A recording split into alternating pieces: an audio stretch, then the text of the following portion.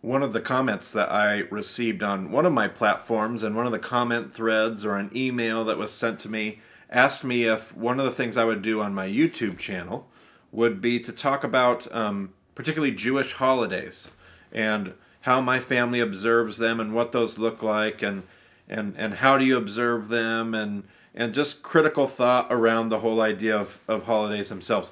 I loved that idea, and so I immediately just gravitated towards that. I threw it on my whiteboard. I said, I want to do that series in the next year or two, or whatever, however long that conversation takes us. I want to think about and reflect on different holidays, not necessarily every single holiday you might think of, but particularly the Jewish festivals, maybe some of the larger holidays that we're all familiar with.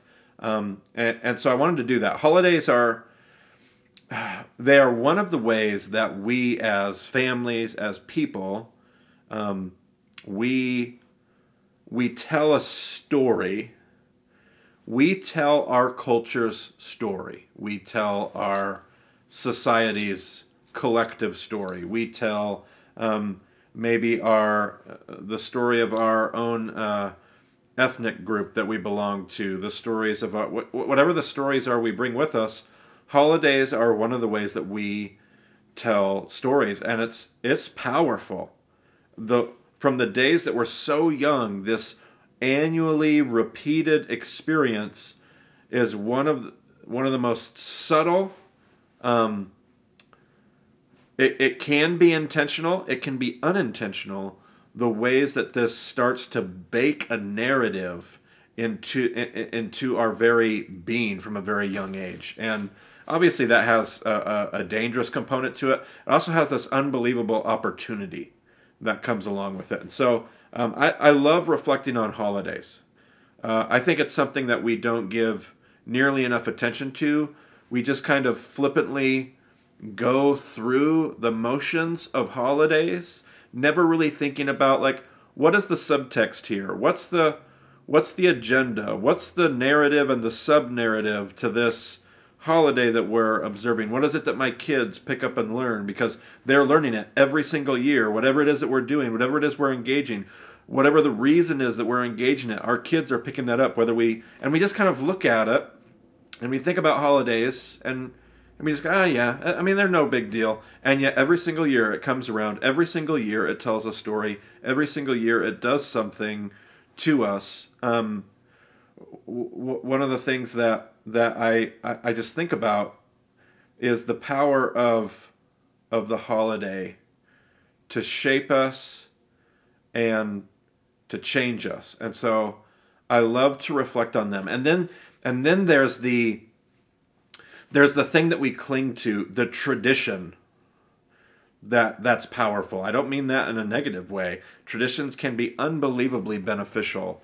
And yet sometimes when these holidays, when we start to discover that these holidays might have their claws in us in ways that are less than helpful, they might have, a certain holiday might have its talons on us, we have a hard time relinquishing that and letting that go, don't we? Because that's tradition. I've been doing that in my family for generations. And every time you take a family, and anytime there's a marriage, and you get married to somebody, and you take these two experiences and you put them together, and there's two different places, it's already difficult enough, isn't it, to figure out what a family's going to do with Christmas traditions, and what a family's going to do with Halloween, and what a family's going to do with... And traditions are tricky.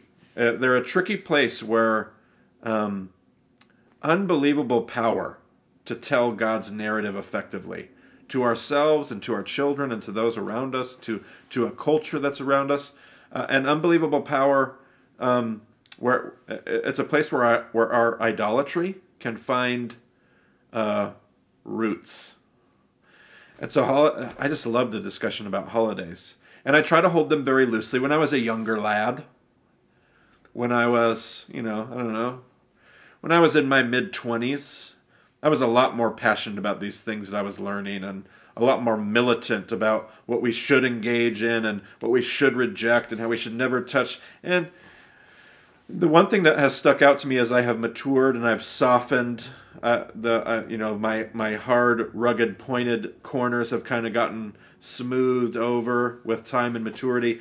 The one thing that I have wanted to bring with me is an awareness of how intentional we can be, the opportunity that holidays afford us.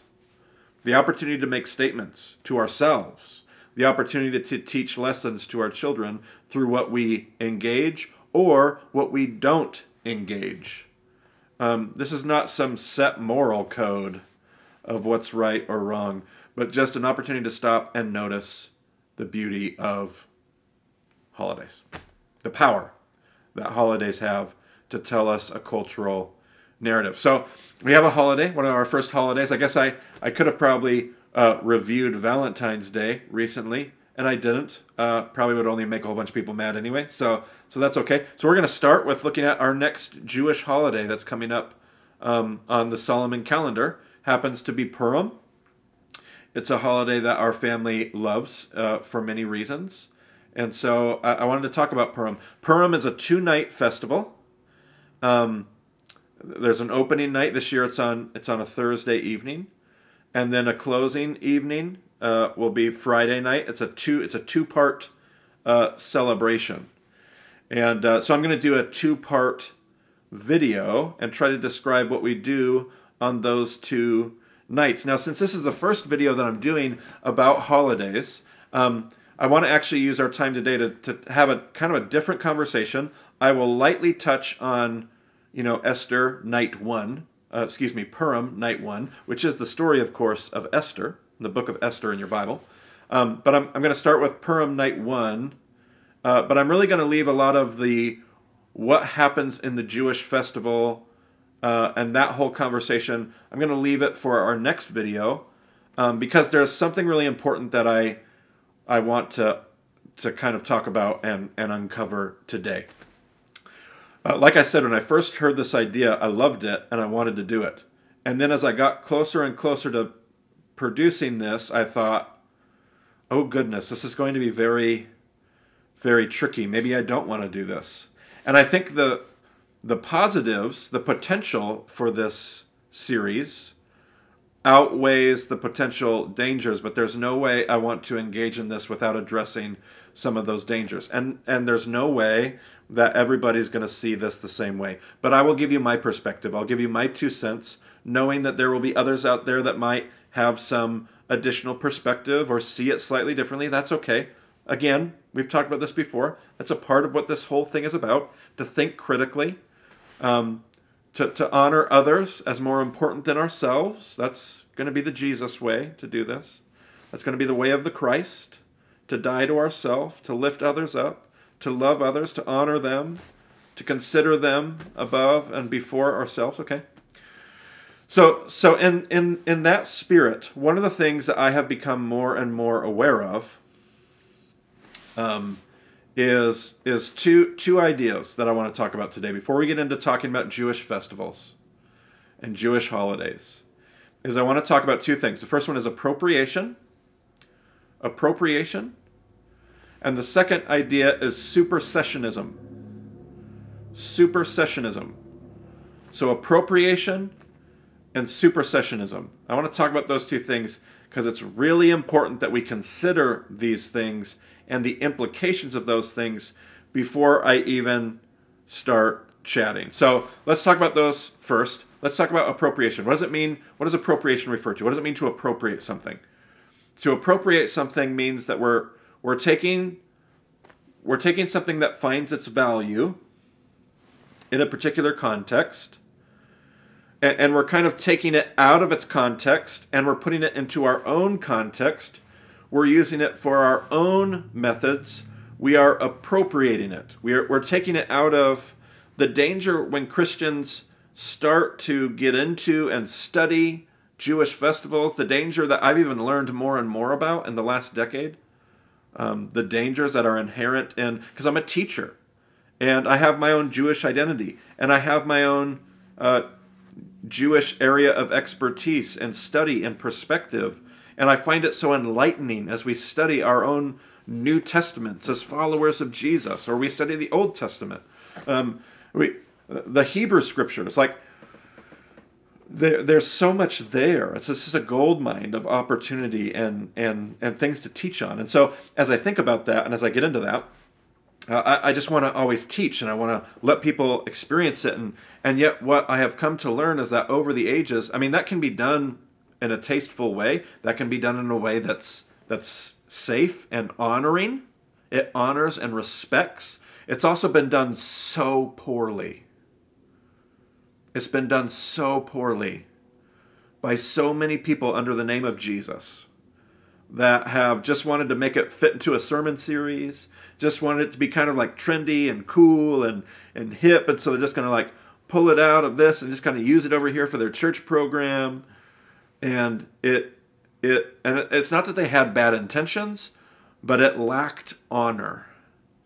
It lacked respect, and what it did was it took something holy and meaningful, and it picked it up, and it stripped it of its original context, and it moved it over here into a Christian context, something that they would not feel honored by at all, and they just kind of slapped it down over here, used it, interacted with it, almost like it was a board game, learned from it, grew from it, hopefully, maybe, and that's appropriation. That's appropriation.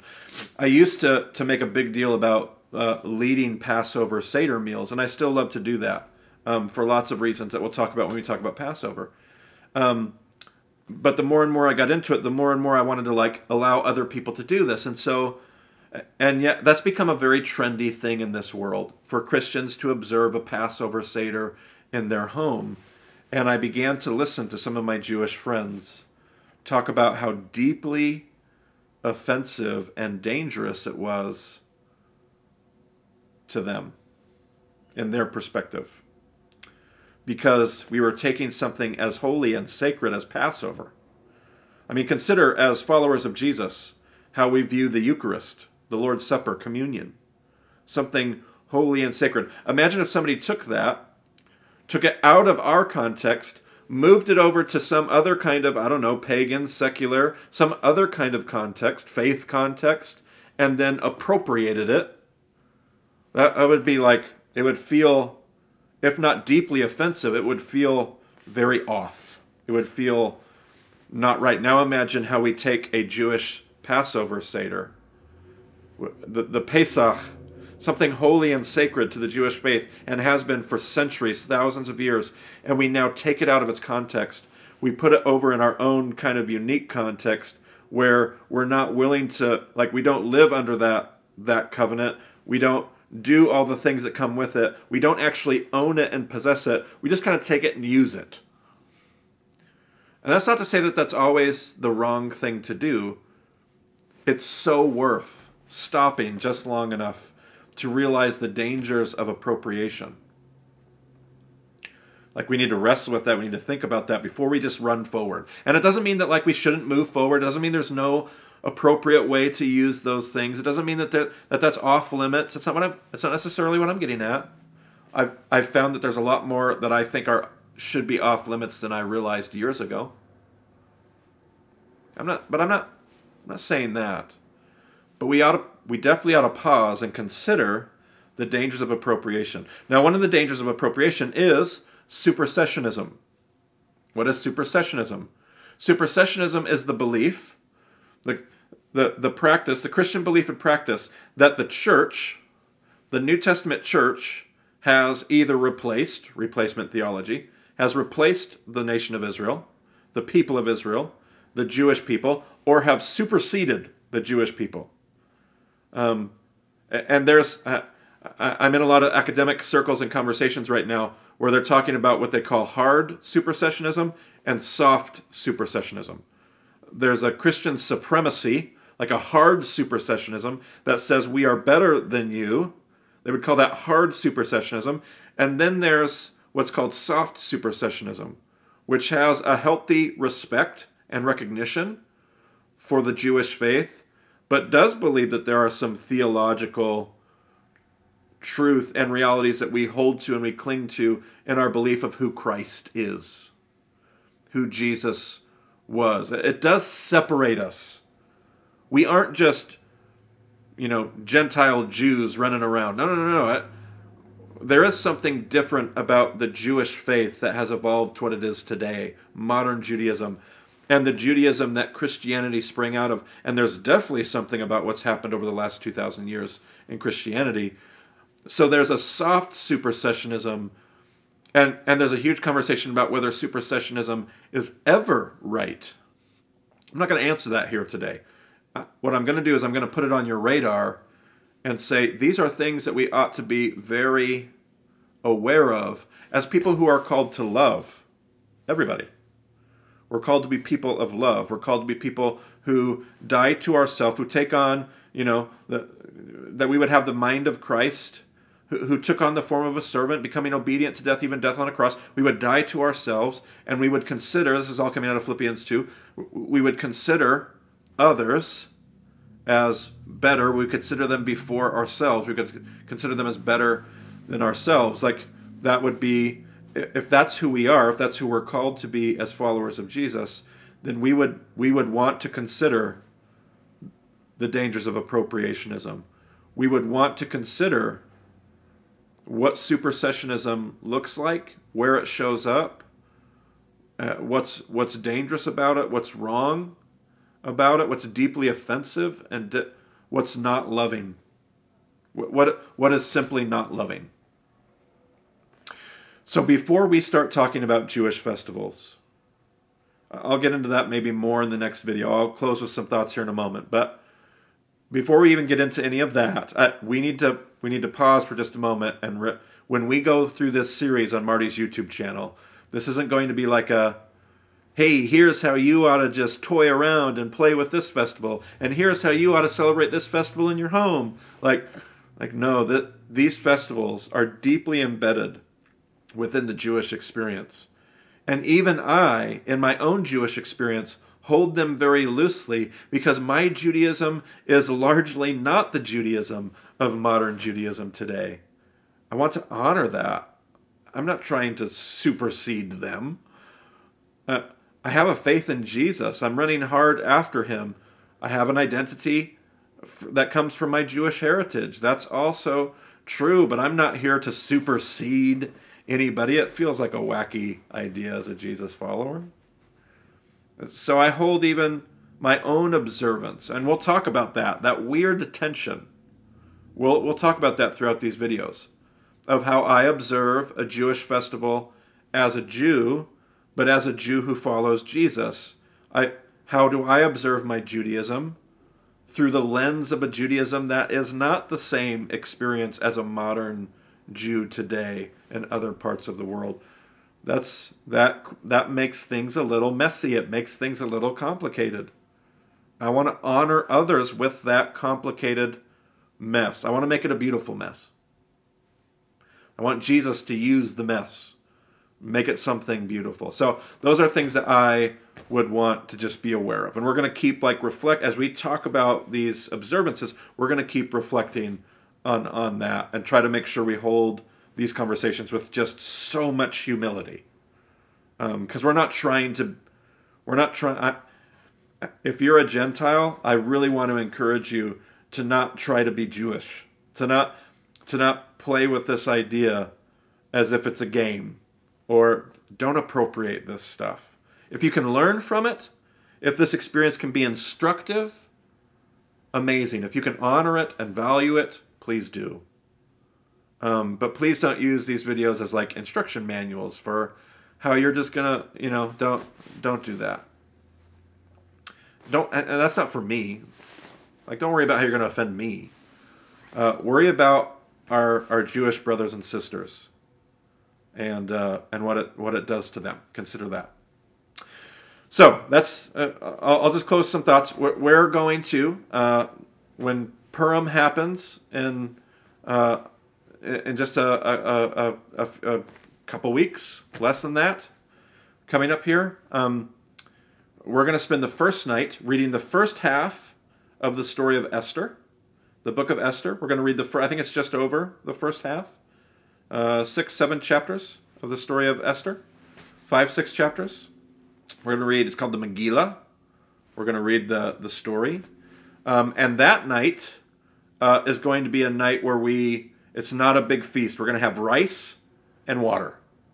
Rice and water. That's all we're going to have. And we'll talk more about the reason behind that in our next video. But the next night will be the celebration. So why is it the first night only half of the story and just rice and water, and for many people a fast? Like, why is that? What is that going to be about? And so that's what we'll do on the first night. Part of the reason we do that is because, well, first of all, we're setting up the story. We're setting up the moment of suspense. We're bringing the story to its point of climax and going, what's going to happen in the book of Esther?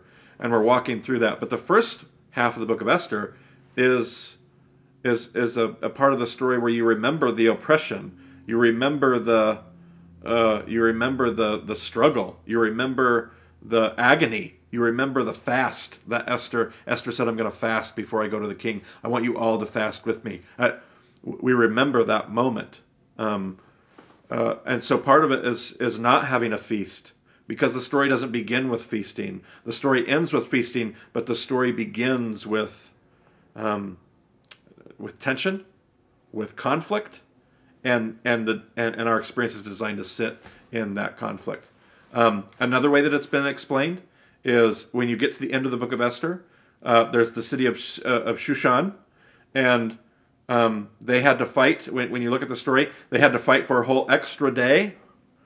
And so Purim actually happens on the back end of the celebration, not the front end, because not everyone was rescued until the back end of the festival. So another reason that you could look at why the feast doesn't happen until the second day is because not everybody has experienced the triumph. Not everybody has experienced the liberation. Not everybody has experienced the rescue. And so you hold off on the feast until everyone has taken. So that's what we'll do. First night, we'll gather in like simple robes, the attire of a servant's attire, and we will eat rice and water, and we will read and talk about and discuss on that opening night the first half of the book of Esther. So that's where we'll head, and it'll be a great time. I look forward to our next video. Hopefully it was a helpful discussion and powerful things to reflect on. Let's continue our journey the next time.